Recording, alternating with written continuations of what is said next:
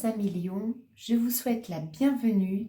On est parti pour faire un petit peu votre thème pour cette année 2025. Comme tous les autres thèmes, je fais le tirage astrologique car ça permet d'aller voir un petit peu tous les aspects de votre année et un peu vous donner les ambiances, les parfums de chaque domaine en détail. Et pas forcément que 4 domaines principaux, mais un peu votre communication, votre relation avec les autres, votre relation avec le matériel.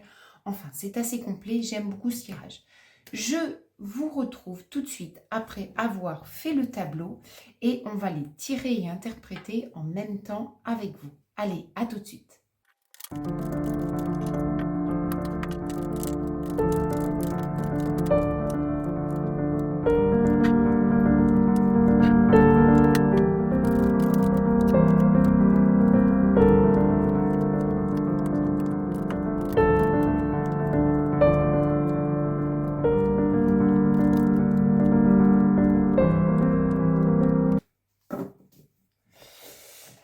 Allez mes chers amis Lions, c'est parti pour cette interprétation de votre année 2025 en passant par les 12 maisons astrologiques. On va commencer bien entendu par la maison 1 qui est un petit peu vous, votre tempérament, un peu quel va être vos traits dominants pour cette année 2025. Et on me parle de justice. C'est fou parce que c'est pas la première fois que je sors cette carte-là, cette année, on a comme une ambiance de remettre les choses à l'équilibre et non seulement de exiger un retour qu'on mérite, mais aussi de ni trop donner, ni pas du tout donner. On va être vraiment dans l'équilibre, mais l'équilibre avec soi-même. Je ne donne pas trop, mais je donne assez ce qu'il faut envers les autres. Et puis dans votre temps, dans la gestion de votre temps, il va y avoir un peu plus d'équilibre. Tout notre temps n'est pas dédié qu'à une activité ou qu'à un groupe de personnes. On a envie que les choses soient justes, autant vers les autres, vers les activités, vers les différents domaines que vers soi-même. On a envie aussi d'un peu plus de l'équilibre, j'allais dire un peu plus de calme, mais en fait c'est avoir ce que l'on mérite et donner ce qui est mérité. Alors, dans le comportement aussi, c'est-à-dire que vous allez, quand j'ai insisté un peu sur le fait de donner aux autres, parce qu'en fait, votre justice, ça va être aussi, même dans vos paroles, dans vos relations avec les autres, vous allez... ce qui vous paraît pas juste, vous n'allez pas adhérer. Il y a une certaine honnêteté envers la vie, que ce soit envers vous-même ou envers l'extérieur, que vous allez mettre en place. C'est votre désir et c'est ce qui va être la dominance de cette année. La justice, le rééquilibre dans tous les domaines et aussi dans son comportement, dans sa relation avec soi-même. Bon, intéressant. On va aller voir comment ça se traduit dans les autres maisons. On va continuer avec la maison 2, bien entendu, qui est un peu les biens, la possession, tout ce qui est financier, ce qui vous enrichit dans la vie, mais l'enrichissement terrestre, hein, les gains. Donc, qu'est-ce qu'on a? Oh, ça c'est pas mal. Regardez ce qu'on a. On a comme s'il y avait eu une malchance. Hein. Il y avait eu peut-être des promesses non tenues, peut-être, excusez-moi, je me mouche, des promesses non tenues, des fausses paroles, des déceptions. On a quelque chose qui a pas été très clair. Et en tout cas, pour cette fin d'année 2024, au niveau du bien matériel, on se retrouve dans une situation de déception et non seulement de déception mais en plus en fragilité, vous voyez, On ne sait pas ce que va devenir l'avenir par rapport à ce domaine, par rapport à votre enrichissement, vos gains. Il y a une certaine stabilité, instabilité, fragilité et questionnement, et aussi une inquiétude. Je ressens beaucoup d'inquiétude. Ce qui va être intéressant, c'est que en 2025, vous allez avoir beaucoup plus de chance dans ce domaine-là. Et puis, des choses qui sont sans réponse aujourd'hui vont trouver un cheminement, une résolution en votre faveur. Il y a plutôt une augmentation de votre domaine matériel en cette année 2025. Vous avez la possibilité de pouvoir alimenter des projets. On n'est pas sur du nouveau projet, on est sur ce que vous avez aujourd'hui, vous pouvez l'optimiser. Il y a cette idée de ce qu'il y a aujourd'hui va devenir plus important. Enfin, ce qu'il y a en votre possession va être, oui, optimisé, va être alimenté, va grandir. On peut parler de tout ce que vous avez déjà mis en place, tout ce que vous avez déjà pensé. Ça va être pour 2025 dans une dynamique d'expansion.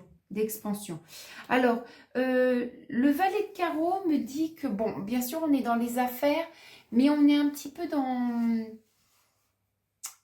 Ce que je ressens dans ce valet de carreau, cette jeunesse, cette juvénilité qu'il y a, je ne sais pas si ça se dit juvénilité, mais bref, vous avez compris le sens du mot. Dans ce personnage, c'est... finalement, on n'est pas trop dans une réflexion profonde, on est plus dans l'instinct, surtout avec l'étoile, et c'est ce qui vous permet d'être assez tranché dans vos choix. Et c'est intéressant parce qu'on est plus connecté à ces impulsions qui sont inspirées, et ça, c'est favorable. C'est une attitude qui est favorable parce que tout de suite, vous voyez, vous avez la justice, tout de suite, vous êtes connecté à ce qui est juste pour vous et pour les autres. Donc, intéressant. En tout cas, vous pouvez alimenter ce trait de caractère dans ce domaine-là. On va passer à la maison 3, qui est un petit peu les frères, les sœurs, la communication. Ça peut être aussi les négociations, les échanges. On voit que ce domaine-là va pas être très favorable. Peut-être vos relations avec vos frères, vos sœurs, mais avec un entourage. Votre façon de communiquer va être peut-être pas comprise comme vous le souhaiteriez.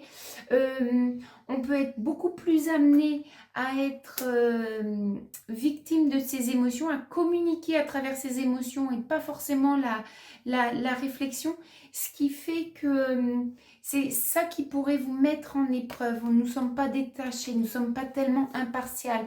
Et on a cette notion de labyrinthe aussi, ça veut dire que forcément il n'y a pas une compréhension des deux parties, mais d'amener les autres vers ce qu'on pense, ce qu'on croit, va être compliqué.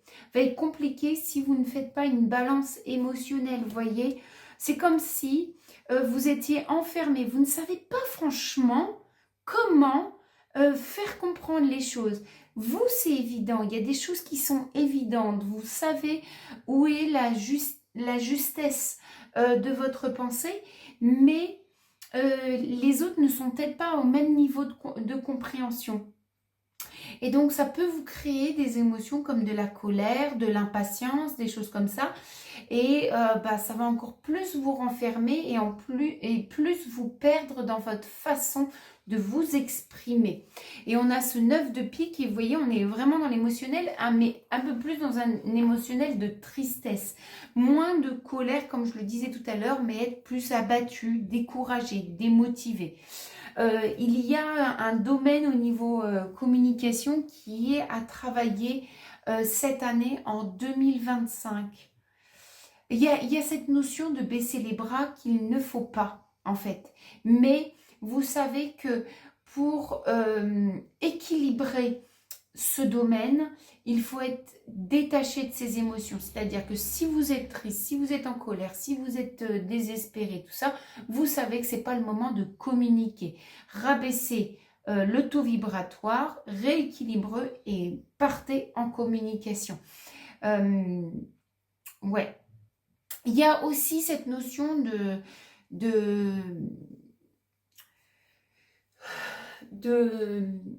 il y a cette notion d'impuissance aussi dans votre communication. Vous voyez, on a ce prisonnier, donc c'est un petit peu l'impuissance. On est un petit peu dépendant des uns et des autres. Lorsque vous attendez une réponse ou que vous ne pouvez pas accélérer les réponses que vous attendez. Il y a cette notion d'impuissance. Certes, si c'est ainsi, c'est que ça doit être ainsi. Si c'est ainsi, c'est que vous devez passer par cette épreuve-là. Cherchez pas non plus absolument à résoudre ça. Laissez faire ce qui est ralenti, ce qui n'est pas possible. Quoi qu'il en soit, vous voyez, dans votre domaine numéro 2, votre maison numéro 2, tout ce qui est profit, possession, l'argent, les finances, l'optimisation du patrimoine, c'est super positif. Donc, votre communication n'a pas un impact là-dedans. C'est pas parce que vous avez une difficulté de vous faire comprendre ou de comprendre les autres que ça va impacter de façon négative toutes les autres maisons. Ok? Donc, ne forcez pas. Vivez l'expérience, vivez l'épreuve et voyez quel enseignement vous en gagnerez plus tard, par la suite. Alors, on est parti dans la maison numéro 4 qui est un petit peu, donc tout ce qui est racine, hein, le foyer, ça peut être aussi l'héritage, les anciens. Pardon, excusez-moi. Alors, bon, il y a dans votre foyer quelque chose qui n'est pas très clair. Bon, on parle vraiment d'espérance. C'est-à-dire, c'est comme s'il y avait une joie qui avait disparu au fil du temps dans votre foyer, même peut-être dans votre famille, avec vos anciens, vous voyez, vos parents, vos grands-parents. Mais la reconnexion à ce souvenir vous donne de l'espérance. Du coup, vous savez qu'à un moment donné, dans cette année-là, il va y avoir des joies qui vont revenir. On voit bien qu'il y a des joies qui reviennent. Même si la description de votre foyer pourrait être jugée désespérante pour les uns ou pour les autres ou pour d'autres êtres humains, vous sentez une connexion différente, vous sentez que vous êtes guidé et que vous devez garder cet espoir. Et vous avez raison, parce que il va y avoir une joie qui va être retrouvée dans cette année 2025. On voit que on va apprécier d'être ensemble, on va apprécier de partager des moments. On a quand même cet art de la table. On a aussi cette façon de se retrouver et de créer de nouveaux souvenirs. On a cette joie dans le foyer, dans la maison, de création de quelque chose. C'est par notre union dans le foyer qu'on va alimenter les liens, l'ambiance, le bien-être dans lequel on se trouve chez soi ou en soi. C'est très important, c'est très très bien, très bien, très belle maison. Alors, la maison numéro 5 qui est un petit peu les plaisirs. Vous voyez, les plaisirs simples de la vie, l'amitié, les passions qui vous animent, la créativité. Qu'est-ce qui se passe? Ah, il y a une évolution des plaisirs.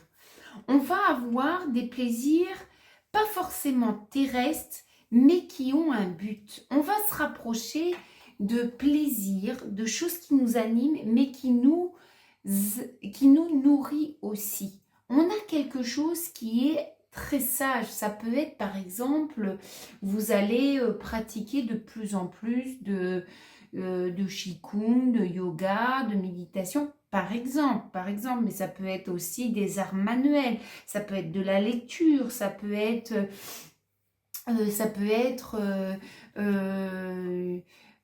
partager des moments dans une association d'aide aux personnes. On a quelque chose qui nourrit l'âme, on a quelque chose qui nourrit la communauté, qui nourrit l'éternité, qui nourrit la terre. Il y a une dimension qui est au-delà du plaisir terrestre de, par exemple, aller boire un coup.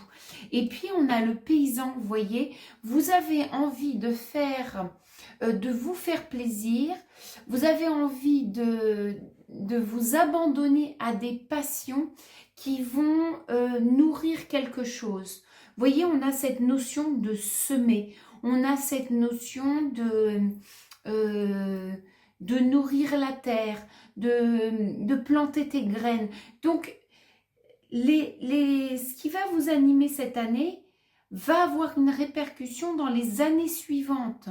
C'est-à-dire, par exemple, si c'est des formations que vous faites, c'est parce que derrière, il y a un projet, il y a quelque chose qui va naître. On n'est pas sur du plaisir épicurien où il n'y a pas de lendemain. Ça, c'est super chouette, j'aime beaucoup. Et puis, on a ce valet de pique qui fait que forcément, vous allez nettoyer un petit peu. C'est-à-dire que ce qui aurait pu être vos loisirs en 2024 ne vont pas forcément l'être en 2025. Super chouette, super chouette. Allez, on va aller voir la maison 6 qui est un petit peu la routine, le travail. Vous voyez, le métro, boulot, dodo, hein, les tâches quotidiennes. Les tâches quotidiennes, quoi. C'est un peu rébarbatif. C'est un peu rébarbatif, il y a une routine qui revient, qui revient, qui revient, qui revient. Peut-être que ça peut, quand on a le let go, peut-être que ça peut un peu vous peser d'avoir cette monotonie, ce truc cyclique. Et finalement, on vous dit de laisser faire, ne pas vous inquiéter. Laissez faire cette routine cyclique qui revient. Parce que derrière, il y a quand même... il y a quand même un accord intéressant.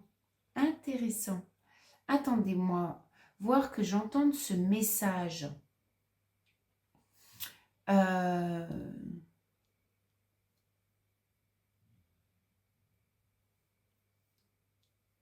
Si on vous met un schéma répétitif dans votre quotidien, c'est pour vous mettre en évidence des choses auxquelles vous croyez. Par exemple, je ne sais pas moi, vous croyez qu'en fait la stabilité se trouve chez les gens qui se lèvent tôt, donc forcément vous allez vous lever tôt et vous allez aussi avoir des activités qui vont venir à vous, mais qui vous demandent de vous lever tôt. Et peut-être qu'il y a cette répétition de schéma de se lever tôt. Alors, c'est vraiment imagé, hein, ça n'a rien à voir hein, mais, avec votre vie. Mais je vous image pour que vous puissiez comprendre le message. Et donc, tout ce qui va venir à vous, c'est synchronicité. Ah bah tiens, est-ce que tu pourrais faire ça, nanani? Ouais, mais c'est à 6 h du matin. Et du coup, vous en avez marre de cette répétition qu'on vous propose toujours ça. Vous voyez, synchronicité qui viennent avec vous. Mais si vous ne faites pas le lien entre toutes ces synchronicités qui font partie d'un schéma, mais qui viennent parce que vous avez la croyance que l'avenir appartient aux gens qui se lèvent tôt, eh bien, vous aurez toujours cette synchronicité. Donc, en fait, d'où vient cette répétition ennuyeuse dans votre quotidien? D'où est-ce qu'elle vient? Quelle est votre croyance? Essayez de voir quelle est la similitude des choses dans votre quotidien pour qu'est-ce qui vous pèse et ce qui vous pèse, pourquoi ça vous pèse? Qu'est-ce que ça veut dire? Est-ce que c'est tout le temps des activités, on va vous demander de vous engager à 300% tout le temps, tout le temps, tout le temps et du coup ça vient où cette croyance? Est-ce que il faut que je donne de moi ou je ne m'aime pas assez donc j'ai un manque de confiance donc il faut que je prouve. Vous voyez, ça met cette répétition met en évidence des croyances. Chapeau, hein, cette maison, elle n'est pas facile à comprendre. Hein. Elle n'est pas facile. On va aller voir après dans la maison 8, mais pas facile. C'est pas que c'est pas facile, c'est que le niveau de compréhension, chapeau. Hein. Pour que vous ayez un quotidien qui soit déjà engagé à vous montrer où sont vos croyances, on va aller voir la maison 8, mais ça va être quelque chose. Hein.